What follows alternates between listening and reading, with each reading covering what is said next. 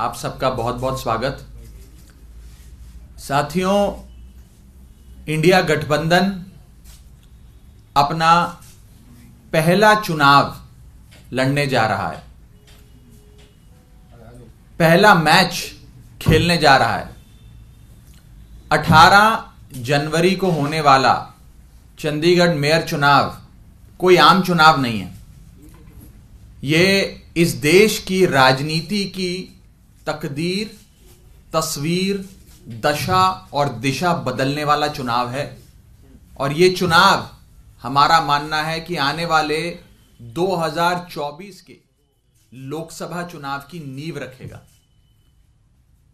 India गठबंधन बतौर गठबंधन पहली बार चुनाव के रण के मैदान में भाजपा का सामना करने जाना है। और यह चुनाव इंडिया बनाम भाजपा के पहले मैच के पहले चुनाव के नाम से जाना जाएगा। हमारा यह मानना है कि इंडिया गठबंधन पूरी मजबूती से चंडीगढ़ मेयर चुनाव लड़ेगा और एक ऐतिहासिक निर्णायक जीत दर्ज कराएगा।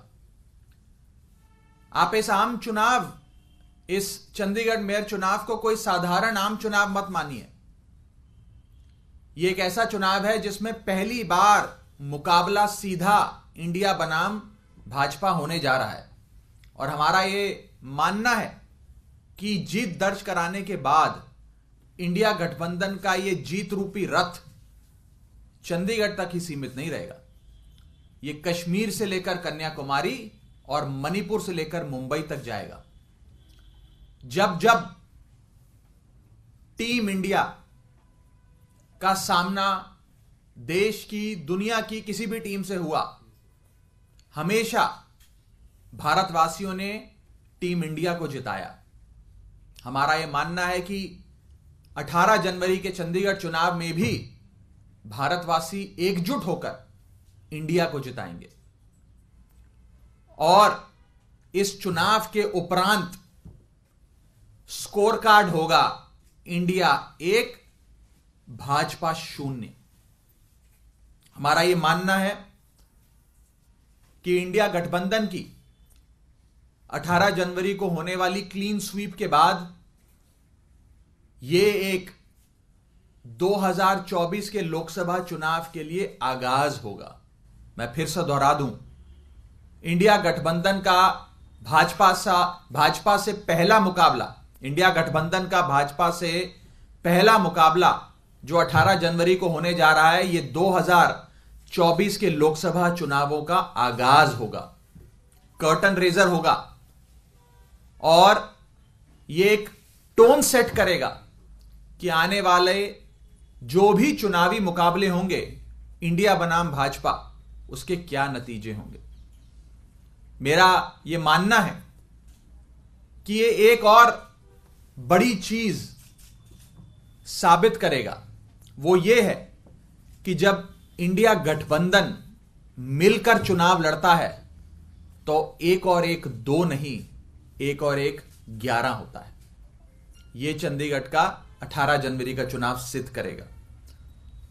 और इसके संदेश, इसका मैसेज, जो जीत का, इंडिया गठबंधन की जीत का मैसेज होगा, यह देश के कोने कोने तक पहुंचेगा।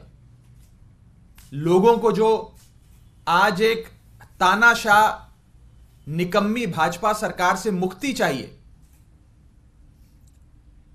उसकी एक आस लोगों के मन में जगाएगा कि अगर इंडिया गठबंधन एकजुट होकर चुनाव लड़ता है तो इंडिया गठबंधन ही वो चुनाव जीतता है।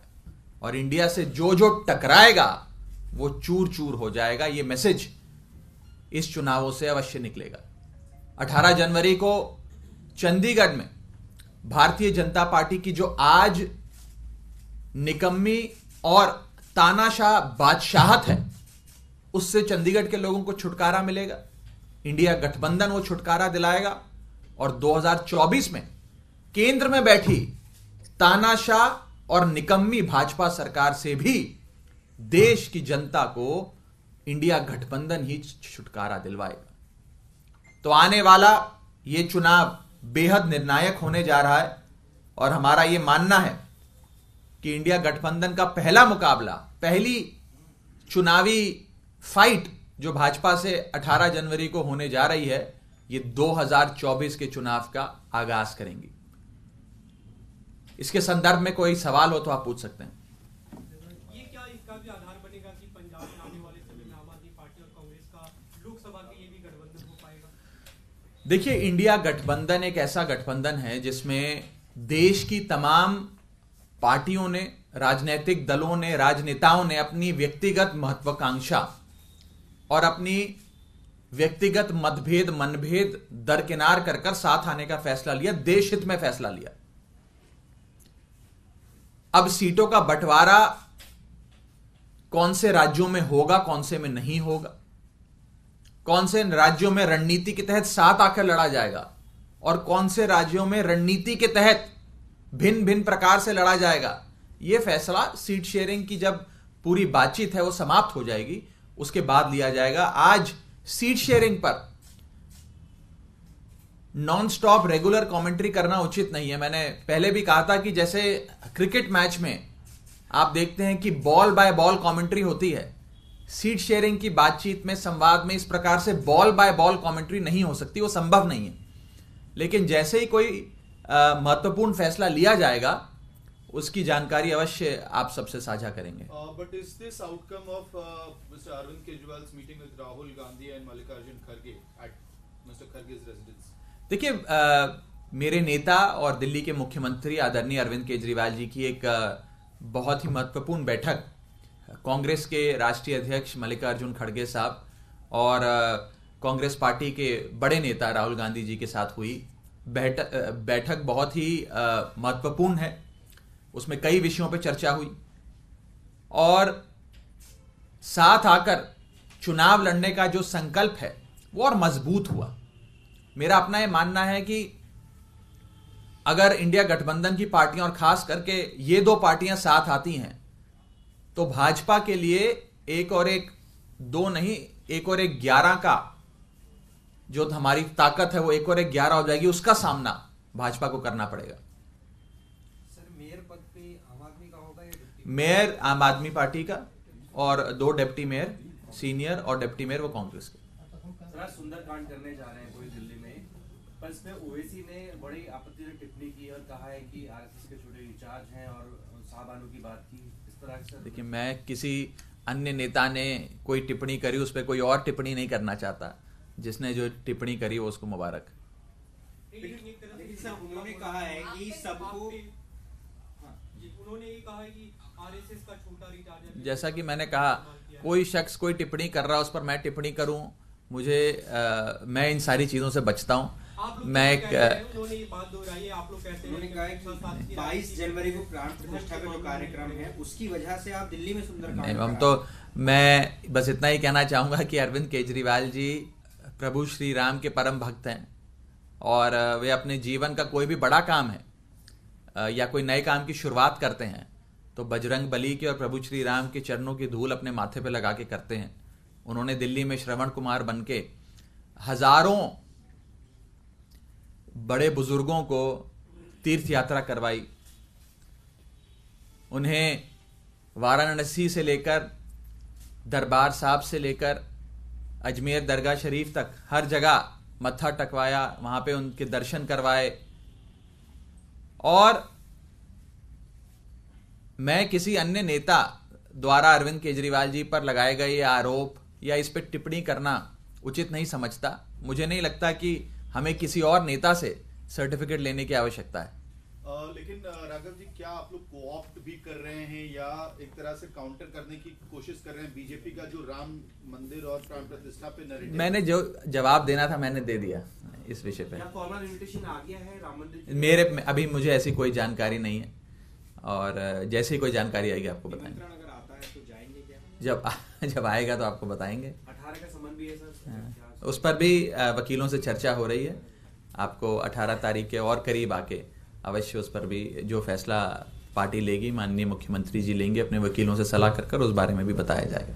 Raghav, can you tell us exactly what role did that particular meeting play that happened between Rahul Gandhi Kharge and Ajit Kejriwal. What is the Well, biggest message in of the meeting? in very Because we believe that many things were finalized at that meeting. Is it true? Like for instance, the Chandigarh deal, was it finalized at that meeting? See, first of all, since I was present in the meeting, it is only fair that I limit my discourse and limit my commentary on that meeting. However, since you've asked this question, I can say this in a very measured manner that the meeting that took place between my leader and the Honorable Chief Minister of Delhi, Mr. Kejriwal, and the Congress President, Shri Mallikarjun Kharge ji, and senior Congress leader, Shri Rahul Gandhi ji, was a meeting that was very, very significant. It has further strengthened our collective resolve to save India and to come together to ensure the departure of a incompetent, corrupt and dictatorial regime led by the BJP. That's the only thing that I'd like to say vis-a-vis that meeting. Sir Anurag Thakur का भी बयान आया है अरविंद केजरीवाल जी और सुंदरकांड का बात करेंगे उस पर मैं किसी के बयान पे मैं क्यों बयान दूं मेरे भाई? सर आप वो उनको बयान देने दीजिए. किसी के बयान पर मैं क्यों बयान दूं? आप उनसे जाकर मेरे बयान पे उनका बयान मांगिए. Thank you so much.